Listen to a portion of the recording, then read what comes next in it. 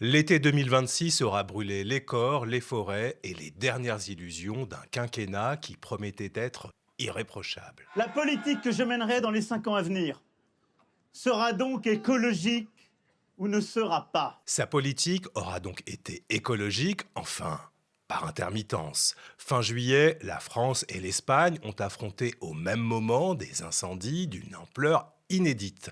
Les dirigeants se rendent sur le terrain, les caméras sont là, les pompiers aussi, heureusement.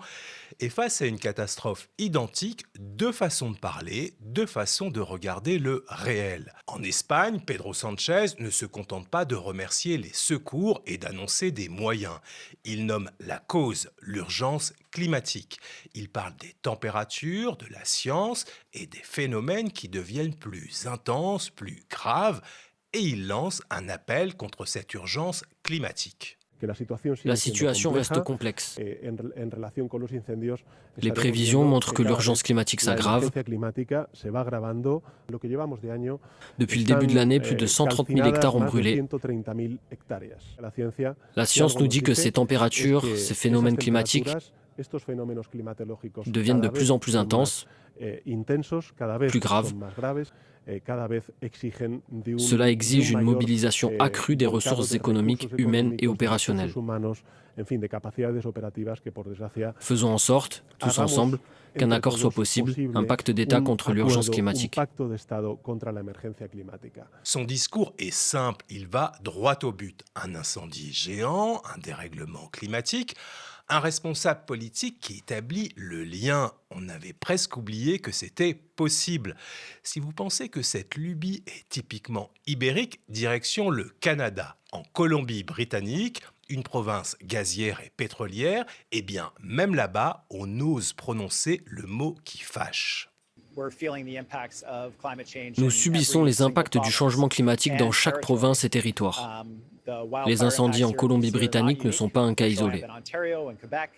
En Espagne, comme au Canada, les mots des dirigeants désignent la cause des gigantesques feux de forêt.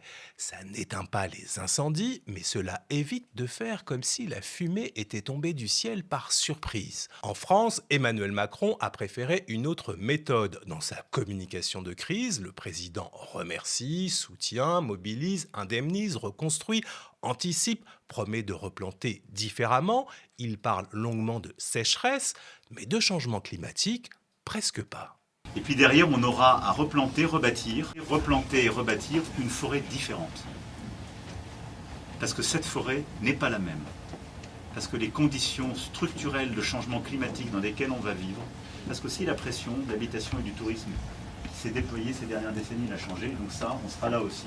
13 minutes de discours et tout à la fin, cette formule, les conditions structurelles de changement climatique dans lesquelles on va vivre. Une mention aussi discrète qu'un astérix dans un contrat d'assurance. Techniquement présente, noyée dans les clauses et jamais reliée explicitement au sinistre qu'elle est censée couvrir. Et à aucun moment, Macron ne dit que ce sont ces conditions climatiques qui ont provoqué l'incendie qu'il commente. Le mot est là, le lien de causalité, lui, a disparu dans les petits caractères. Autrement dit, Macron traite les symptômes, aligne les moyens, salue les héros, mais il évite soigneusement de nommer la cause profonde du drame. Et c'est d'autant plus surprenant qu'il fut un temps où Emmanuel Macron, candidat à la présidence de la République, donnait des leçons de vocabulaire à toute la classe politique. La capacité à signifier, à nommer.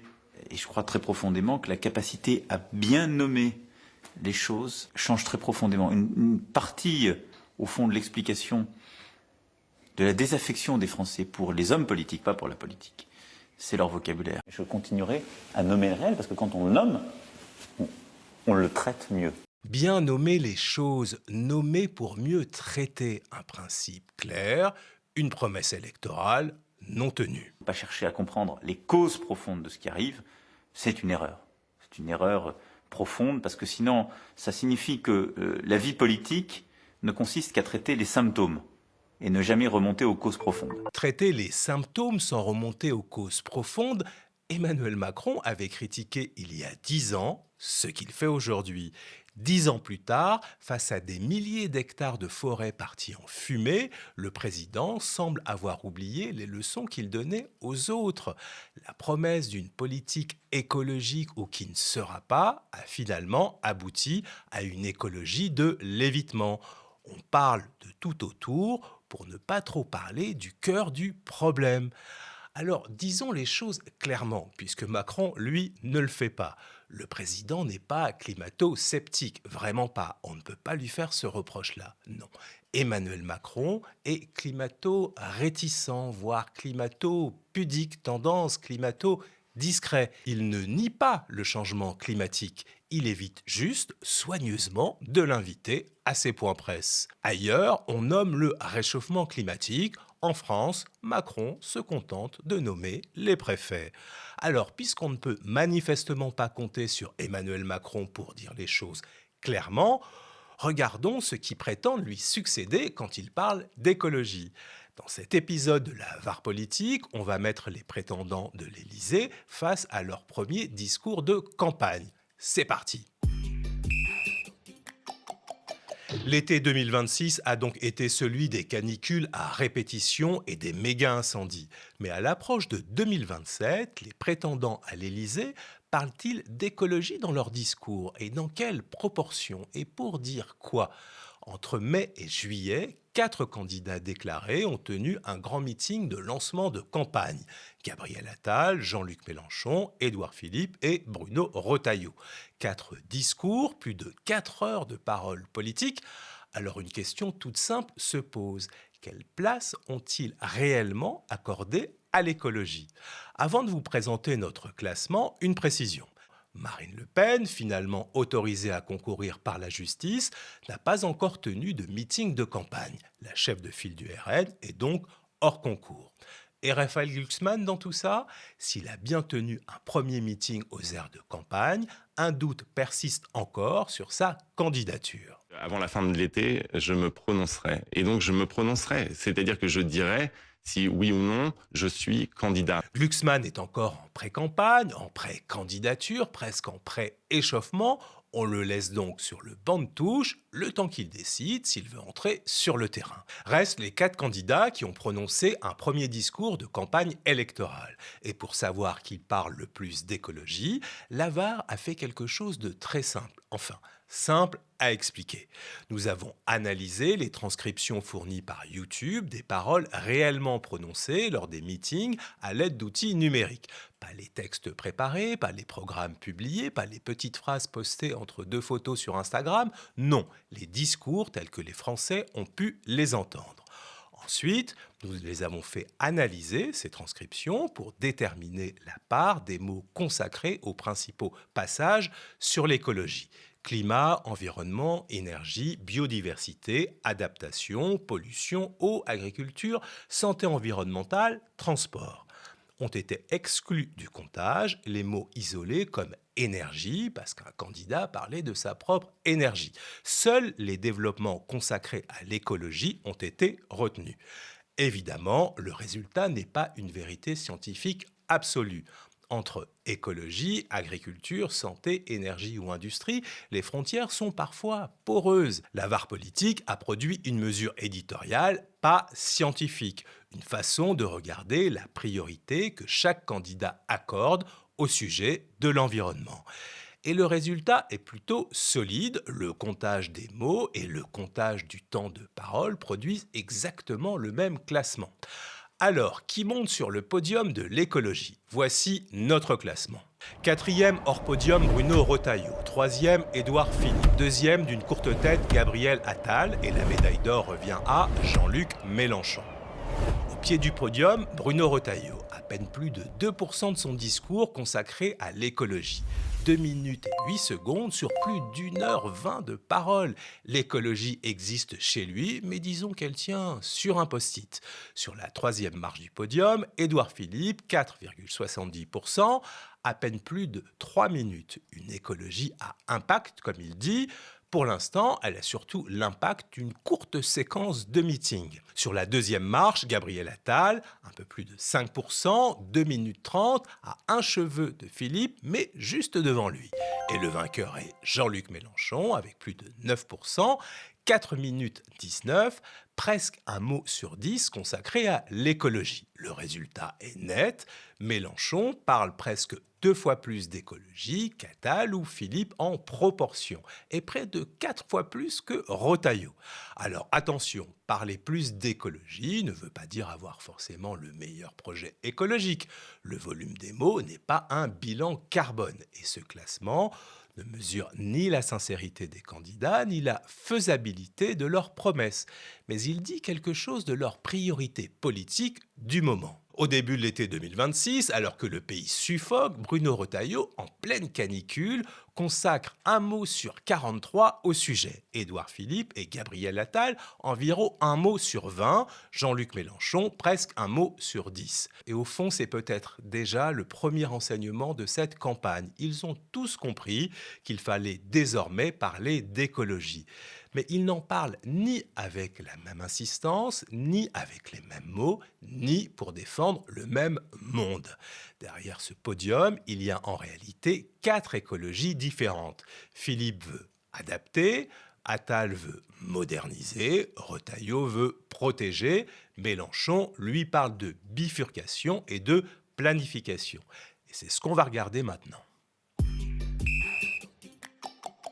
Bruno Retailleau arrive donc dernier de notre podium, et ce n'est pas parce qu'il n'a rien à dire sur l'écologie, c'est parce qu'il a surtout décidé de dire autre chose. Le 20 juin, le jour de son meeting de lancement de campagne à Paris, les températures montent jusqu'à 35 degrés dans la capitale. Une journée caniculaire, un contexte que le candidat LR ne peut pas totalement ignorer. Alors, il le mentionne à peine.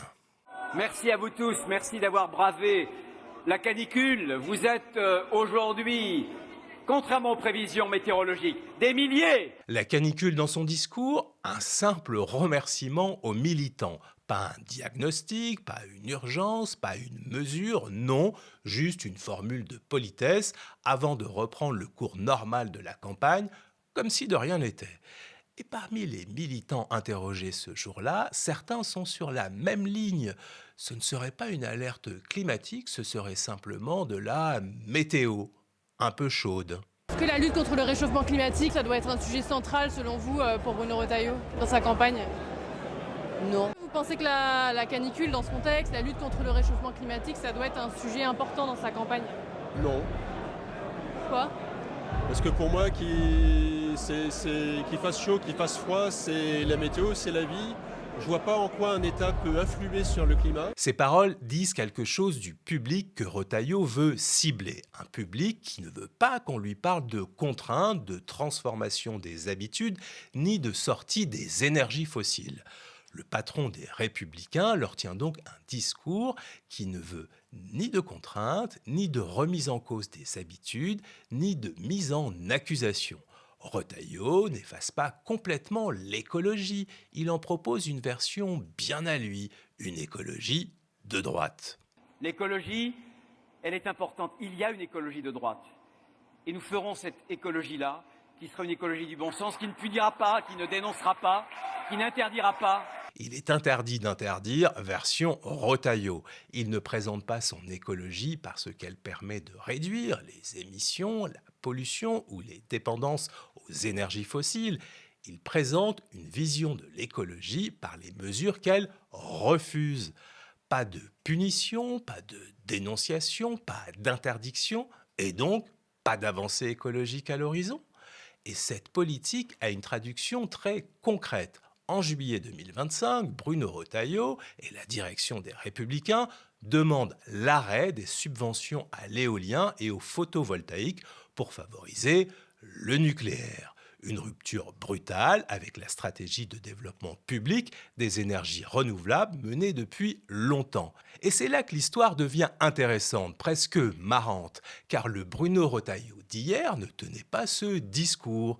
Président de la région des Pays de la Loire, il voulait tripler la production des énergies renouvelables. Et dans un livre publié en 2021, il se félicitait même d'avoir fait installer chez lui 30 mètres carrés de panneaux photovoltaïques sur son propre toit. Des panneaux solaires chez lui, l'arrêt des subventions au solaire pour les autres. Bruno Retailleau n'a pas peur des contradictions. Le projet de Bruno Retailleau, c'est une écologie qui parle davantage de ce qu'elle refuse que de ce qu'elle veut transformer. Et c'est peut-être pour ça qu'elle tient si peu de place dans son meeting. Il ne s'agit pas de changer de modèle, mais d'empêcher que l'écologie change trop les habitudes. Protéger sans jamais rien transformer, refuser la contrainte plutôt que la pollution, ce n'est pas une écologie de droite, c'est une écologie conservatrice au sens littéral du mot. Elle veut conserver le paysage, l'électorat et surtout l'ordre établi. Contrairement à Bruno Retailleau, Édouard Philippe a décidé de faire de l'écologie un sujet de campagne. C'est lui qui le dit et il a même tenu à faire une confidence assez touchante. Je suis pas né écologiste, je suis pas né écologiste, ça c'est vrai. Mais c'est pas parce qu'on n'est pas écologiste qu'on ne peut pas le devenir. Édouard Philippe n'est pas né écologiste, mais il pourrait le devenir. C'est rassurant. Enfin, on espère surtout qu'il ne compte pas attendre le second tour pour terminer sa formation. Et sa doctrine, ce nouveau converti l'a expliqué lors de son premier meeting présidentiel début juillet. Je ferai de l'écologie un sujet de campagne. Mon écologie à moi, ce ne sera pas l'écologie des symboles, ce sera l'écologie à impact. L'énergie décarbonée avec le nucléaire et les énergies renouvelables. La transformation de nos villes pour réduire les îlots de chaleur. La rénovation des logements, des hôpitaux, des écoles. Le chantier est immense. Je ne donne de leçons à personne en disant cela. Une écologie à impact, le mot est plutôt bien choisi. La formule claque, elle permet de dire beaucoup de choses sans entrer dans les détails, comme préciser l'impact attendu, le calendrier et surtout qui paiera la facture. Sur le fond, personne ne contestera qu'il faut isoler les logements, rafraîchir les écoles et réduire les îlots de chaleur. C'est même indispensable, mais le programme d'Édouard Philippe, pour l'instant, manque de précision. À quel rythme, avec quel investissement et surtout quelles contraintes pour les grands pollueurs. Parce que les effets du dérèglement climatique, il les a bien vus. L'ancien Premier ministre reconnaît même que la France a du retard sur l'adaptation aux canicules. Le maire du Havre explique que dans sa commune, les écoles conçues pour capter le soleil normand sont devenues des fournaises l'été. Édouard Philippe découvre donc qu'avec le réchauffement climatique, les grandes baies vitrées plein sud ne sont pas toujours une idée lumineuse. Il était temps. Mais ce qui est intéressant, c'est qu'il ne parle pas seulement aujourd'hui d'écologie. Quand il était Premier ministre, il promettait déjà une grande conversion écologique. Et surtout, il assurait avoir tiré les leçons du mouvement de colère des Gilets jaunes. Notre idée, c'était de faire en sorte de taxer de moins en moins le travail et les revenus du travail, et de compenser cette diminution de la taxation du travail par une augmentation de la taxation sur le carbone. Et nous avons sous-estimé le besoin de nos concitoyens d'être associés, d'être consultés avant l'élaboration des politiques publiques. Et nous avons peut-être, de ce point de vue, utilisé de mauvais chemins. C'est l'Édouard Philippe version 2019, une taxe carbone sur les carburants, présentée comme un choix écologique, mais payée d'abord par celles et ceux qui n'avaient pas d'alternative à leur voiture. Et face à la colère sociale, Philippe finit par reculer. Puis, il installe la Convention citoyenne pour le climat et devant les 150 citoyens tirés au sort, il promet de faire mieux en écoutant, associant et en mettant en œuvre les propositions citoyennes. Nous avons besoin de vous pour définir des mesures qui nous permettent de réduire les émissions de gaz à effet de serre. Nous réduisons ces émissions, mais nous ne les réduisons pas assez vite. Comment faire pour aller plus vite ? Et pour faire mieux. Si vous trouvez des solutions, vous traduirez ces propositions en projet de loi, en mesures réglementaires, voire pour les plus puissantes, et si c'est nécessaire, nous les soumettrons à référendum. Nous réduisons, mais pas assez vite. Au moins, cette fois, le diagnostic était clair. La suite, beaucoup moins. Après cette période, la justice administrative a constaté que l'État français s'était éloigné de ses propres objectifs climatiques et l'a condamné. Édouard Philippe, lui au moins, nomme le réchauffement climatique. Il reconnaît le retard, il propose même quelques leviers sans doute utiles, mais entre le candidat qui promet une écologie à impact et le Premier ministre, dont le gouvernement n'a pas toujours tenu ses objectifs, l'écart est immense. Une conversion tardive, un programme encore flou et un bilan à Matignon qui ne permet pas de donner des leçons. Pour l'instant, Édouard Philippe peine à convaincre. Si Philippe veut adapter, Gabriel Attal, lui, veut moderniser. Deux mots différents pour une même volonté, ne jamais donner l'impression que la transition changerait trop rapidement le modèle économique. Mais Gabriel Attal, lui, emploie des mots beaucoup plus forts. Il parle de dette climatique, de sécheresse, de forêts qui brûlent. Il promet même de réduire de moitié les émissions de gaz à effet de serre en 10 ans. Je veux une écologie populaire, une écologie concrète, une écologie des solutions, une écologie avec les Français, jamais contre les Français. Le cœur de notre combat, ce sera de tenir cet engagement, baisser de moitié dans les 10 ans à venir nos émissions de gaz à effet de serre. Puis il promet d'investir dans le nucléaire et dans les renouvelables. Sur le papier, Gabriel Attal s'oppose donc à la droite qui veut choisir le nucléaire contre les renouvelables et à la gauche qui l'accuse de choisir l'écologie contre l'économie. Une écologie de synthèse, de conciliation, d'en même temps, forcément. Sauf que la communication de campagne raconte une hiérarchie un peu différente. Dans le visuel de synthèse publié le 30 mai sur la plateforme Attal Président, ces 4 chantiers capitaux sont l'école, les salaires, les frontières et l'intelligence artificielle. L'écologie, pourtant présente dans son discours, a disparu du résumé. Ce n'est pas une preuve que Gabriel Attal ne s'en préoccupe pas, mais c'est tout de même un indice intéressant. Quand il faut expliquer le programme dans une image, l'écologie ne fait pas partie des 4 priorités à afficher. Chez Attal, l'écologie est donc un enjeu sérieux, mais apparemment pas suffisamment sérieux pour passer l'épreuve du visuel Instagram. À l'inverse, chez Jean-Luc Mélenchon, l'écologie ne disparaît pas du visuel. Elle doit carrément réorganiser la République. C'est sans doute la raison pour laquelle il arrive en tête de notre classement. Mais ce résultat n'a rien de mystérieux, c'est sa 4e campagne présidentielle. Il a eu le temps de remplir sa boîte à idées et quand on veut bâtir une République écologique, mieux vaut avoir quelques propositions sous le coude. Nous sommes dans l'ère des maladies écologiques. Sont en cause les pesticides, le modèle agricole, l'amiante, le cadmium, l'eau contaminée en plastique et en polluants éternels, la malbouffe ultra transformée. Son idée forte, ce sont les écorégions. Réorganiser les régions autour de grands bassins. L'eau, l'air, le sol, la biodiversité, la santé. Selon lui, toute l'action publique doit partir de là. C'est ambitieux, c'est structuré, et ce n'est pas tout neuf. Mélenchon et les Insoumis travaillent depuis des années sur le sujet. Mais il y a tout de même un angle mort assez étonnant. Dans son discours de Saint-Denis, comme dans sa version complète publiée sur son blog, Mélenchon parle du climat, des pesticides, des polluants, du modèle agricole, de la planification et des écorégions. Mais il ne dit pas un mot du nucléaire, ni des renouvelables. C'est tout de même une absence notable dans une campagne où le mix énergétique est une ligne de fracture majeure, y compris à gauche, avec le Parti communiste nettement plus pro-nucléaire.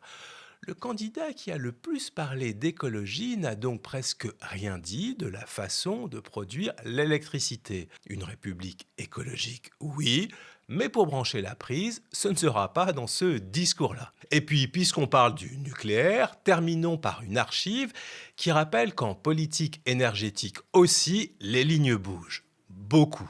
C'est effectivement une énergie dangereuse. Il faut donc garder en vue la nécessité de se séparer du nucléaire. Mais pour l'instant, nous n'avons pas assez investi dans la recherche. Cette recherche n'est pas assez avancée pour que les énergies renouvelables prennent le remplacement, remplacent le nucléaire. Oui, vous avez bien entendu. En 2011, Marine Le Pen jugeait le nucléaire dangereux et disait qu'il fallait à terme s'en séparer. Pas immédiatement, précisait-elle. À l'époque, elle estimait qu'on n'avait pas encore assez investi dans les alternatives comme l'éolien ou le solaire. Depuis, le vent a tourné. En 2022, elle propose de faire du nucléaire le cœur de son projet énergétique avec de nouveaux EPR et de démanteler tout le parc des éoliennes. Elle défend désormais aussi un moratoire sur les nouveaux projets photovoltaïques. Plus de nouvelles installations, plus de nouvelles autorisations. Comme quoi, sur la transition énergétique, il n'y a pas que le soleil et le vent qui soient intermittents, les convictions aussi. Voilà, c'est terminé. Merci d'avoir suivi ce nouvel épisode de la VAR Politique. Dites-nous ce que vous en avez pensé en laissant un commentaire, likez si vous avez aimé et restez connectés aux médias.